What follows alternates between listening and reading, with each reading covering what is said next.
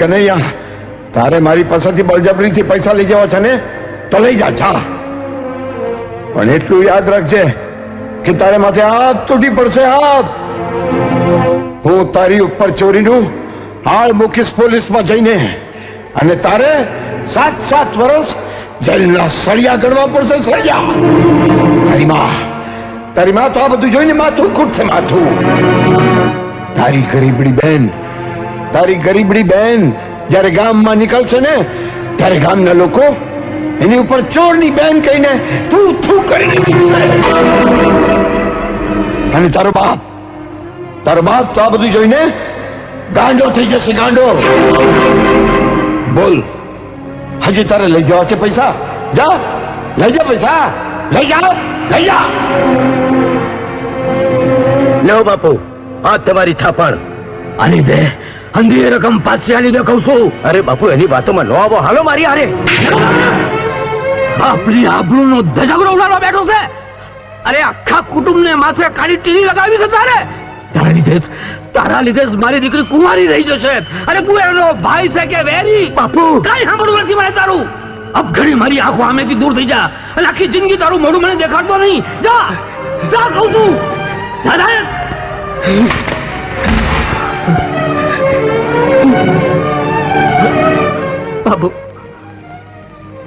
બાપુ મને માફ કરી દો, ભૂલ થઈ ગઈ મારી.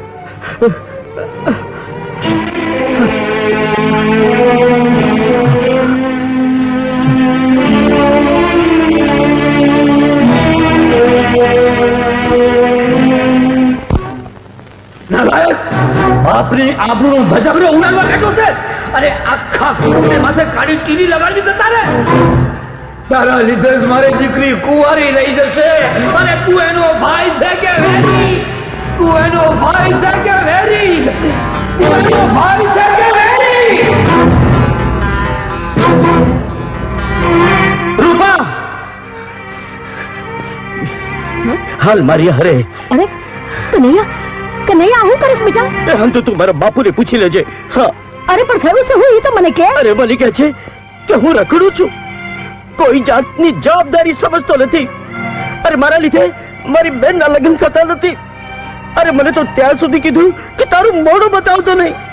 નહીં માં, હવે હું મારા બાપુને મારું મોઢું નહીં બતાવું. હું આ ઘર છોડીને જાઉં છું અને રૂપાની સાથે લેતો જાઉં છું. એ તો તારા બાપુ ગુસ્સામાં બોલ્યા હશે બેટા. એમનો બોલ્યો મનમાં ન રખાય દીકરા. મનમાં હું રાખું અને હું ન રાખું, અત્યાર સુધી મને નહોતું સમજાતું, પણ હવે બરાબર સમજી ગયો છું માં. અને એટલા જ માટે મારી બેનના લગ્નની જવાબદારી મારા બાપુના માથેથી હું લઈ લઉં છું. જોજે માં, મારી બેનના લગ્ન એવા ધામધૂમથી કરીશ અને જગતને બતાવીશ કે એક ભાઈ ધારે તો પોતાની બેન માટે શું નથી કરી શકતો. હાલ રૂપા. દીકરા ઉભો રે બેટા, ઉભો રે. અરે તું ને રૂપા બે જણા જો ઘર છોડીને આવેલા ચાહો ને, તો હું તો છતી આંખે આંધળી થઈ જઈશ દીકરા. કનૈયા, તને તો ખબર છે ને બેટા કે તું ને રૂપા બે જણા તો મારી આંખોના રતન છો. નહીં દીકરા, નહીં જવા દઉં તમને. આમ નહીં જવા દઉં. હવે તમે મને રોકો તો મને મરતો ભાળો. માં, જો તારા દીકરાને સુખી જોવા માંગતી હોય તો મને આશીર્વાદ આપ કે મેં નક્કી કરેલા માર્ગનો જંગ જીતીને પાછો આવું અને તારા પગમાં માથું મૂકું. માં, મને આશીર્વાદ આપ. માં, મને આશીર્વાદ આપ. તારે જવું છે તો જા. સાક્ષાત વિધાતાએ તારો વાળ વાંકો ન કરી શકે એવા મારા આશીષની છત્રછાયા સદાય તારે માથે રહેશે દીકરા. જા.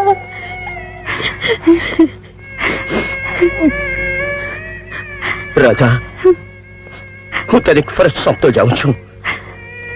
હું પાછો ના આવું ત્યાં સુધી આ ઘરની ખાનદાન બહુ વારુની જેમ મારા માવતરને સાચવજે.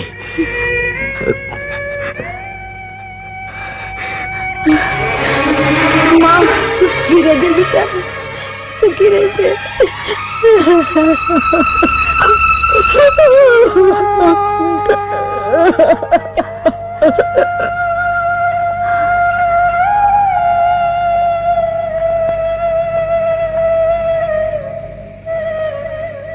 ના બેન, પાછું વળીને જોઈશ તો આગળ ડગ નહીં મંડાય. હાલ.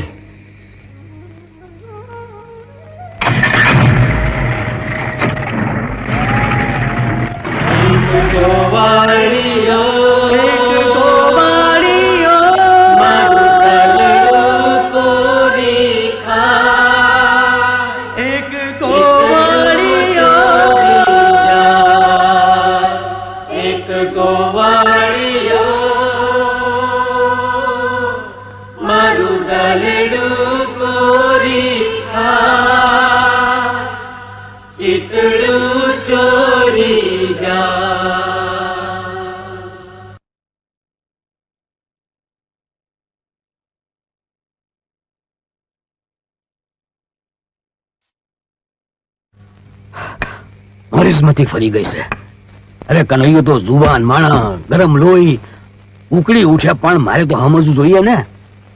સમજાવવું પડશે મારે એને. કનૈયા, બેટા કનૈયા, કનૈયા જોડે થોડી વાત કરવી છે, એને મોકલ.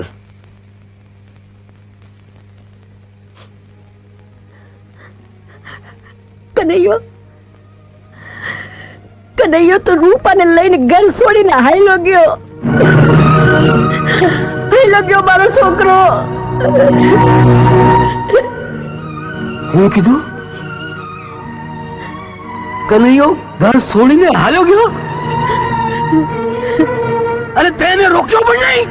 અરે મેં તેને ઘણોય રોક્યો તો, અને ઘણોય મનાવ્યો તો, પણ તમે જેને કીધું તું ને કે હવે પછી તારું મોઢું મને બતાવતો નહીં, અરે આ વાતનું એને ખૂબ લાગી આવ્યું બસડાને. અને ઘર છોડીને જાતા જતા એના મોઢામાં એક જ રટણ હતું કે હવે તો હું શહેરમાં જઈશ અને ન્યા મારી બેનના ધામધૂમથી લગ્ન કરીશ ને, પછી જ આ ઘરમાં પગ મૂકીશ, પછી જ આ ઘરમાં પગ મૂકીશ.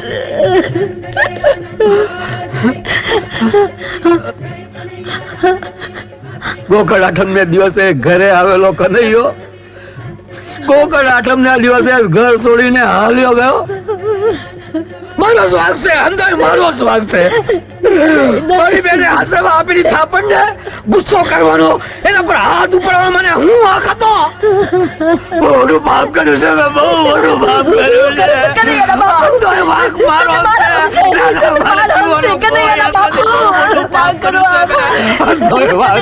છે. બાપુ શાંતિ જાઓ, શાંતિ જાઓ બાપુ. મારો કનૈયો ગયો, મારો કનૈયો મને છોડીને હાલ્યો ગયો, મારો કનૈયો ગયો. બાપુ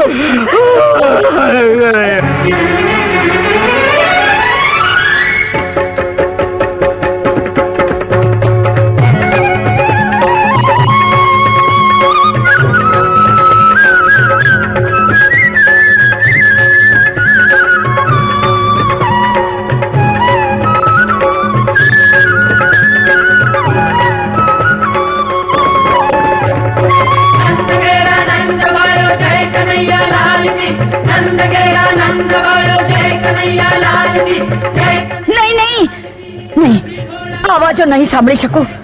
વર્ષોથી આવાજો મારા કાળજાને કોરી ખાય છે.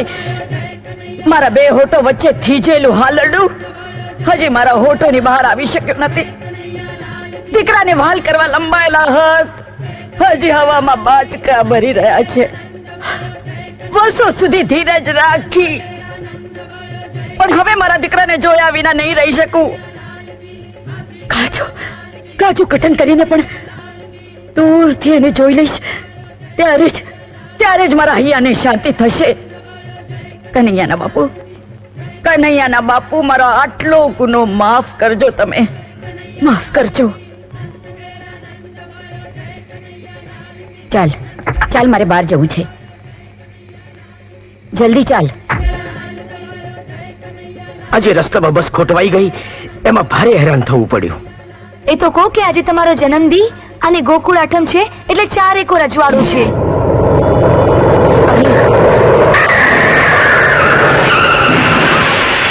કોઈ બિચારી વાગી તો નહીં હોય? કોઈને વાગી તો નથી ને? શેઠાણીને કોઈ દવાખાને લઈ ચાલો.